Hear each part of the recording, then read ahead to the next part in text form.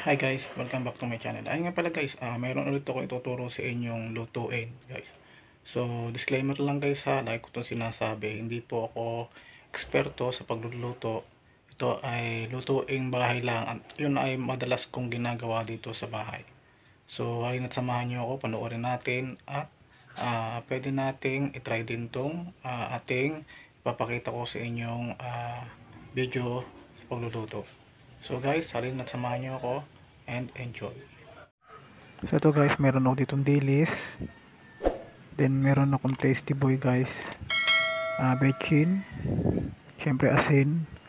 Tsaka bawang sibuyas at itlog. So guys, ayan yung aking pagsasama-samahin sa ating lulutuing dilis.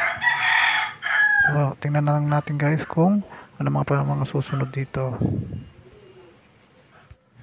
So ayan guys, sinilay ko sa isang lalagyan. Pasok ko pala, then chanap ko na yung bawang at sibuyas sa maliliit, then nilagyan ko siya ng harina guys, yung tasty boy guys. Then yan guys, inilagay ko na yung dilis sa loob na lalagyan at dyan ko na rin kinasaw guys yung itlog na merong harina. Then inilagay ko na rin dito guys yung bawang at sibuyas na chanap ko. Then nagpakulo na, o painit na rin ako dito guys ng kawali. Then naglagay na rin ako guys ng mantika noong mainit na siya.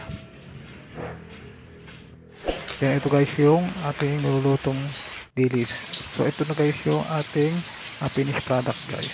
So halina, tikman natin and enjoy.